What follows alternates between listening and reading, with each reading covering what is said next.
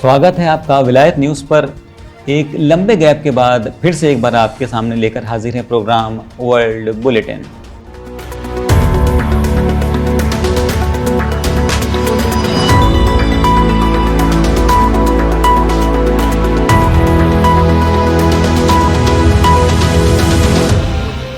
नजर डालेंगे सबसे पहले आज की हेडलाइंस पर। एर्दोगान का मुसलमानों को एक और तोहफा, फिलिस्तीन पर कब्जे की सालगिरह पर तेल अवीव को दी मुबारकबाद। आखिर कब तक बेखौफ बनते रहेंगे मुसलमान?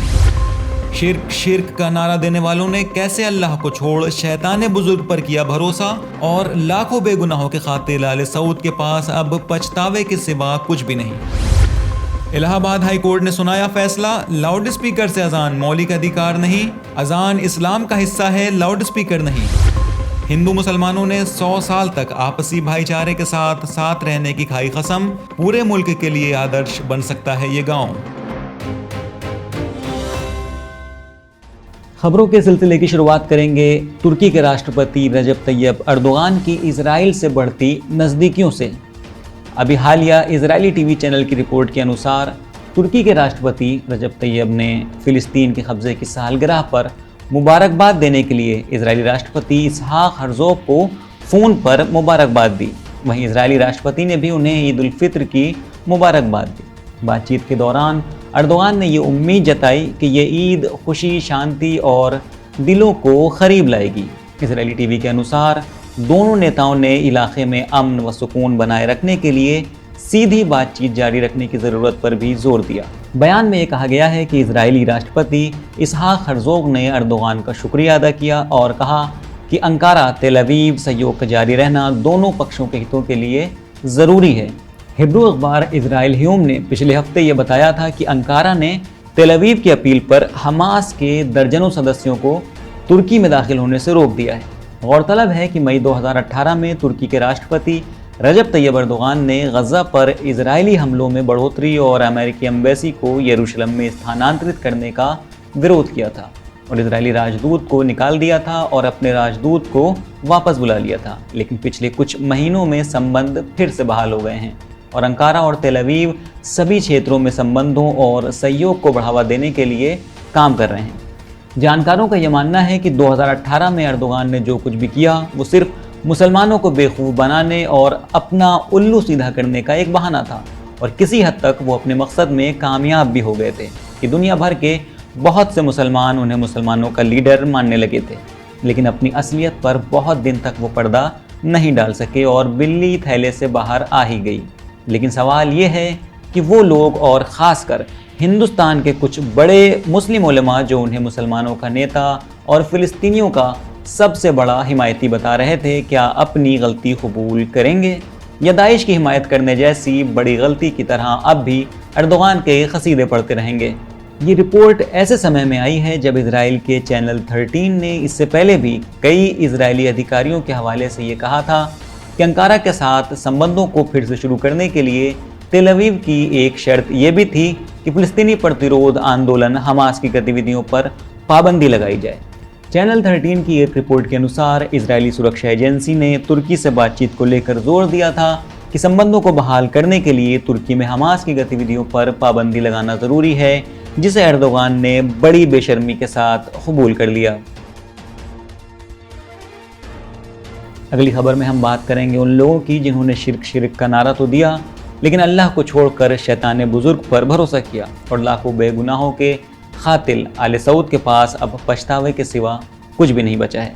यमनी एनालिस्ट का कहना है कि संयुक्त राज्य अमेरिका ने यमन जंग में सऊदी तानाशाही की हर तरह से मदद की, मॉडर्न हथियारों से लैस किया, लेकिन ये सऊदी अधिकारियों की एक बड़ी गलती थी जो सोचते थे कि वॉशिंगटन जो चाहे वो कर सकता है। जानकारों का मानना है कि सऊदी खुफिया एजेंसी के पूर्व प्रमुख सऊदी प्रिंस तुर्की अल फैसल का ताज़ा बयान संयुक्त राज्य अमेरिका के साथ सऊदी के संबंधों के बीच बढ़ते मतभेदों का खुला हुआ ऐलान है।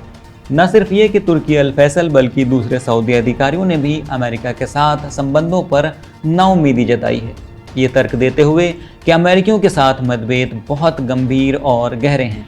हालांकि दोनों देशों के स्ट्रेटेजिक संबंध 1932 से पहले के हैं, लेकिन बाइडेन हुकूमत में अमेरिका ने सऊदी अरब को ज़्यादा अहमियत नहीं दी है। जानकारों के अनुसार सऊदी अरब इस क्षेत्र में जो हो रहा है उसे दूसरे रुख से देखता है और उसका हल नहीं ढूंढता है, जबकि संयुक्त राज्य अमेरिका सऊदी अरब के साथ संबंधों को अपने हितों के आधार पर देखता है। जानकारों का मानना है कि सऊदी अधिकारियों को दोनों देशों के बीच दूरी और मतभेद के इस हद तक बढ़ने की उम्मीद नहीं थी, और ये मतभेद सिर्फ यमन के खिलाफ हमले और आक्रामकता और उसे रोकने की ज़रूरी आवश्यकता तक सीमित नहीं है, बल्कि सीरिया और फिलिस्तीन के सिलसिले में भी सऊदी अरब दबाव में है। इसी तरह यूक्रेन संकट को लेकर मॉस्को के साथ संबंध ओपेक और ओपेक प्लस भी इस मतभेद में शामिल हैं, और ये मामले किसी न किसी तरह एक दूसरे से जुड़े हैं, और इससे सऊदी अरब पर बहुत ज़्यादा दबाव है। और ये हर उस इंसान की किस्मत है जो शैतान पर भरोसा करता है, ठीक सऊदी अरब की तरह, जिसने पिछले कई सालों से अपने को शैतान बुजुर्ग यानी अमेरिका के हवाले कर दिया है। इस बात से अनजान है कि अमेरिका बड़ी आसानी से अपने घटकों की पीठ में खंजर घोंप देता है जब उसे लगता है कि उसके हित खतरे में हैं, और बड़ी आसानी से अपने सहयोगियों को बलि का बकरा बना देता है। जानकारों का कहना है कि सऊदी अरब और अमेरिका के बीच दरार यमन जंग में नाकामी के बाद से तेज़ हो गई है, क्योंकि सऊदी सरकार अमेरिकी मांगों को पूरा करने में नाकाम रही है। खासकर सऊदी अरब द्वारा यमन में जंग को 3 दिनों या 3 हफ्तों में ख़त्म करने का वादा करने के बाद यमन के साथ जंग 3 हफ्तों के बजाय 7 साल तक खिंचती चली गई, और इस बीच अमेरिकी पैट्रियट मिसाइल सिस्टम की प्रतिष्ठा इस हद तक धूमिल हो गई है कि अमेरिका को उसे सऊदी अरब से वापस लेने के लिए मजबूर होना पड़ा है। अगली खबर में बात हाई कोर्ट के उस फैसले की जिसमें कहा गया है कि लाउड स्पीकर से अजान मौलिक अधिकार नहीं है, अजान इस्लाम का हिस्सा है, लाउड स्पीकर नहीं है। इलाहाबाद हाई कोर्ट ने लाउड स्पीकर से अजान की मांग वाली याचिका को खारिज कर दिया है। इलाहाबाद हाई कोर्ट ने कहा है कि लाउड स्पीकर से अजान देना मौलिक अधिकार नहीं है। याचिका में लाउड स्पीकर से अजान की मांग की गई थी। गौरतलब है कि उत्तर प्रदेश के बदायूं के रहने वाले इरफान ने इलाहाबाद हाई कोर्ट में याचिका दाखिल करके मांग की थी कि नूरी मस्जिद से लाउड स्पीकर से अजान की इजाज़त दी जाए। इलाहाबाद हाई कोर्ट ने इस मामले पर महत्वपूर्ण टिप्पणी करते हुए कहा कि अजान इस्लाम का हिस्सा है, लेकिन लाउड स्पीकर से अजान देना ये इस्लाम का हिस्सा नहीं है। जस्टिस बी के बिडला और जस्टिस विकास की डिवीज़न बेंच ने याचिका खारिज की। गौरतलब है कि यूपी, महाराष्ट्र समेत कई राज्यों में लाउड स्पीकर पर विवाद जारी है। यूपी में योगी सरकार ने बड़े पैमाने पर मंदिरों और मस्जिदों से लाउड स्पीकर उतरवाए हैं। इसके अलावा कई धार्मिक स्थलों पर लाउड स्पीकर की आवाज़ को कम किया गया है। उधर महाराष्ट्र में लाउड स्पीकर से होने वाली अजान को लेकर मुस्लिम उलमा ने बड़ा फैसला लिया है। फैसले के अनुसार अब सुबह की अजान बिना लाउड स्पीकर से दी जाएगी। मुंबई की मशहूर सुन्नी बड़ी मस्जिद मदनपुरा और मीनारा मस्जिद में सुबह की अजान की गई, जो कि बिना लाउड स्पीकर के हुई। दरअसल बुधवार देर रात साउथ मुंबई के करीब 26 मस्जिदों के उलमा ने बैठक करके ये फैसला किया कि अब सुबह की अजान बिना लाउड स्पीकर के दी जाएगी। उन्होंने कहा कि सुप्रीम कोर्ट के आदेशों का हम पालन करेंगे। बैठक में यह तय किया गया कि कोर्ट के फैसले के मुताबिक रात 10 बजे से सुबह 6 बजे तक इन इलाकों में लाउड स्पीकर पर कोई अजान नहीं होगी। दरअसल महाराष्ट्र नवनिर्माण सेना पार्टी के प्रमुख राज ठाकरे ने महाराष्ट्र सरकार को चेतावनी दी थी कि अगर 4 मई से मस्जिदों के बाहर अजान हुई तो वहां हनुमान चालीसा का पाठ किया जाएगा। इससे पहले राज ठाकरे ने औरंगाबाद में भाषण के दौरान भी लाउड स्पीकर विवाद को लेकर एक चेतावनी दी थी। इस मामले में उनके खिलाफ औरंगाबाद में एक FIR भी दर्ज की गई थी, जिसमें उन पर भड़काऊ भाषण देने का आरोप लगाया गया था।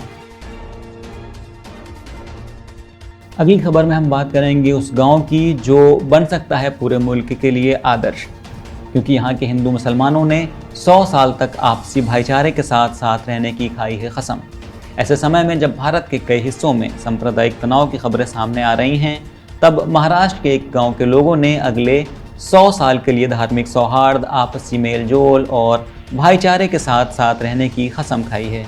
यह महाराष्ट्र के रत्नागिरी ज़िले का सोंडेघर गांव है। इस गांव के लोगों ने अगले 100 सालों तक गांव में सद्भाव बनाए रखने की कसम खाई है। इसका ऐतिहासिक महत्व है। अलग अलग धर्मों के कई लोगों ने साथ आकर ये समझौता किया है। जहां पूरे मुल्क में आपसी मतभेदों का बाजार गर्म है और कुछ लोग लगातार पूरे मुल्क को तोड़ने और कमज़ोर करने का काम कर रहे हैं, वहाँ ये साहसिक कदम देश को नया रास्ता दिखा सकता है और लोगों को जोड़ने में अहम भूमिका भी अदा कर सकता है। फिलहाल आज हमारा खबरों का सिलसिला यहीं पर ख़त्म होता है। मुलाकात होगी अगले बुलेटिन में, तब तक के लिए इजाज़त दीजिए। खुदा हाफिज़।